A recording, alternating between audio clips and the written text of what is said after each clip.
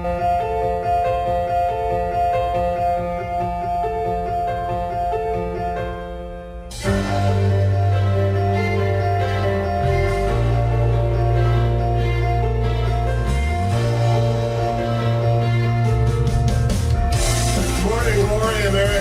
hi, Canada. Hugh Hewitt from the West Coast while Washington gets blanketed with snow again. A nor'easter rolling up from Virginia all the way to Maine. I'm glad I'm in California. I'm joined by a hearty Indianian, Jim Banks, a Hoosier who is indifferent to snow, wind, and ice. I assume Congressman Jim Banks. Am I right about that? No doubt about it. Bring it on. Yeah, that's what, I'm from Ohio, so we actually know about snow. In Indiana, they don't really know about snow. But let's talk, Congressman. Good to talk to you again. Happy New Year to you. I haven't talked to you in 2022. But I noticed online you were waging a lonely battle to keep people focused on three things: the southern border, Dr. Fauci, and Putin, as well as the China bill. So I thought, let's check in with the chairman of the Republican Study Committee on all four of these subjects, Congressman. Bring us up to date on the border collapse. Well, Hugh, more and more of the American people are recognizing that the crisis at the border isn't just related to illegals. Now we have 2 million illegals that have come over the border since Joe Biden has become president. But at this moment today, as we speak, Hugh, the most startling statistic that we've seen is that fentanyl is now the leading cause of death of working Americans aged 18 to 45.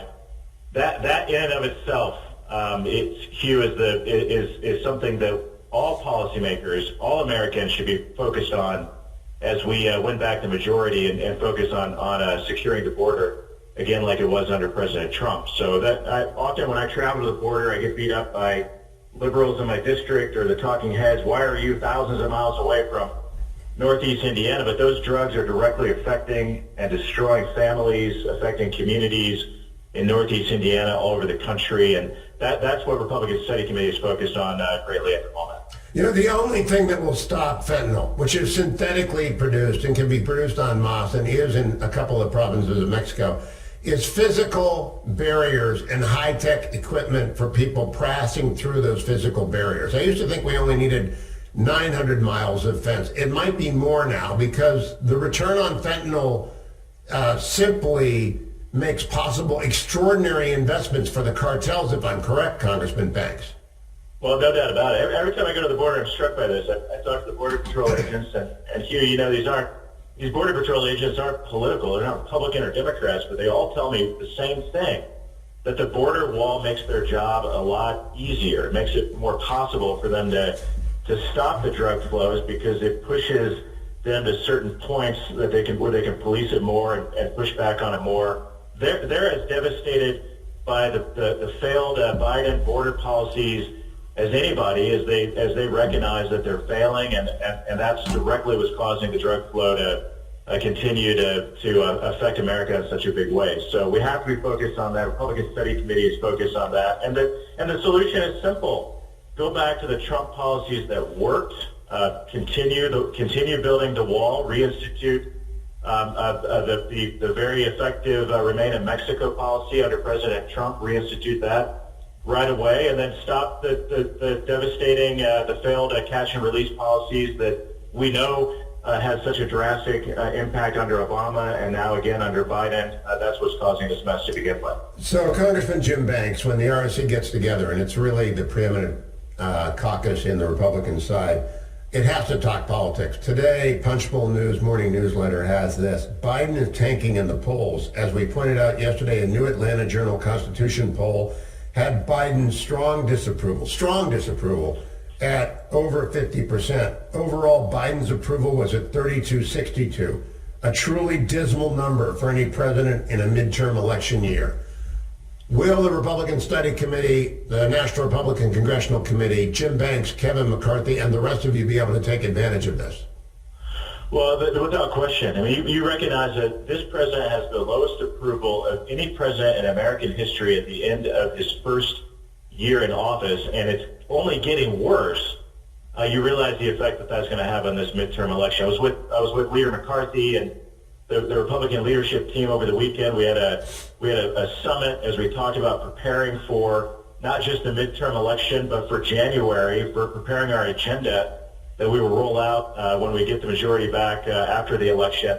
And Leader McCarthy summed this up very well. This is a once-in-a-lifetime election. It's not just because of redistricting. It's not just because of President Biden's low approval. It's not just because of the growing number of Democrat retirements, now at 29 of them.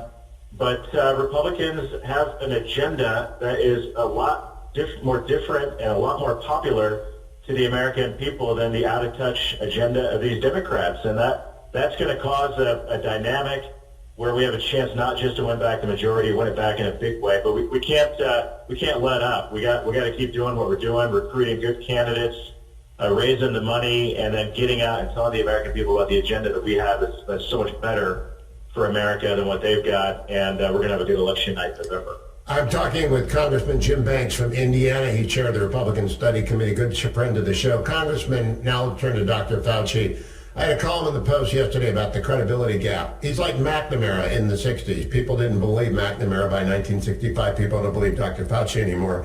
And I have a new column coming out today or tomorrow just saying it is time for Fauci and Zients, for Walensky, Dr. Walensky, Dr.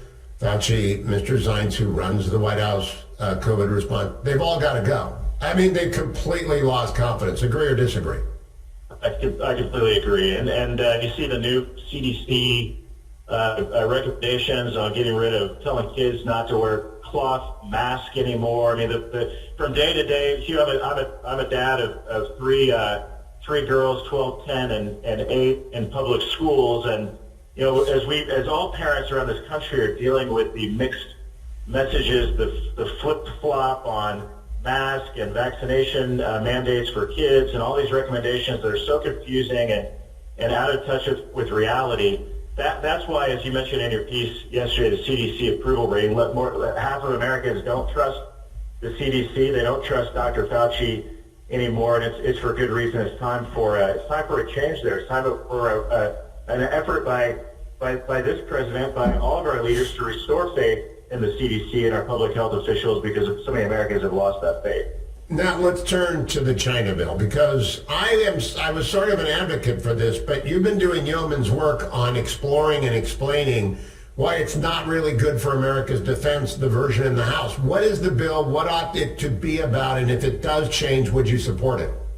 Well, I had, to be fair, I had concerns with the Senate bill, but they were workable concerns, and we were working across the aisle and even with some of our friends in the Senate on ideas that the Republican Study Committee is putting forward to strengthen the Senate bill. But this House bill that Pelosi just introduced, called the Competes Act, which doesn't do anything to compete with China here. But the Republican Study Committee, our policy team this week, it was just released a couple of days ago, and we did a search of the bill. It's 2,900 pages long. Oh my gosh! It mentions coral reefs more than it mentions China. And I think nothing sums up how bad this bill is at missing the mark of competing with China than that. It gives billions of dollars to the UN Climate Fund.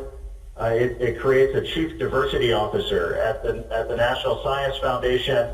And it gives hundreds of millions of dollars to woke universities to continue to do research that we know is often stolen by the Chinese Communist Party to begin with, without any restrictions or restraints on preventing that from happening moving forward. So it misses the mark. It doesn't help us compete with China. It doesn't get tough on China in a serious way. And that's why our Republican Study Committee, we have our own bill, a counter bill, that costs a fraction. I mean, the Democrat bill costs $250 billion. Our bill costs $1 billion, and it's filled with sanctions and more restrictions on research to protect our research, our intellectual property, and holding China accountable at the end. So she can't help herself. Democrats are doing that. Can't she, Congressman? Nancy Pelosi cannot help herself. Everything becomes pork. Were you surprised when she announced this week that she's running for election again? Doesn't that burden the Democrats with her looming presence again?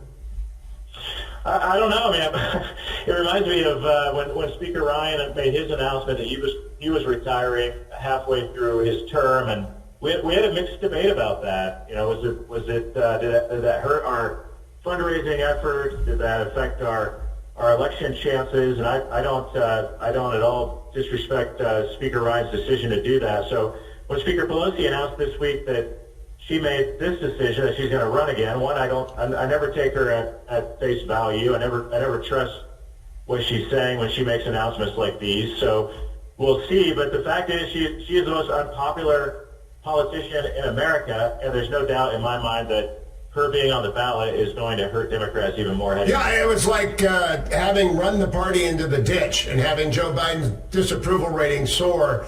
Nancy Pelosi piled on by announcing she's coming back and making Americans say, with ever more resolution, they're behind Jim Banks, the Republican Study Committee, Steve Scalise, and Kevin McCarthy. Thank you, my friend. Jim Banks, Congressman extraordinaire from Indiana, for a Hoosier. He talks in complete sentences, and we're always impressed by that. Don't go anywhere, America. I'm Hugh Hewitt.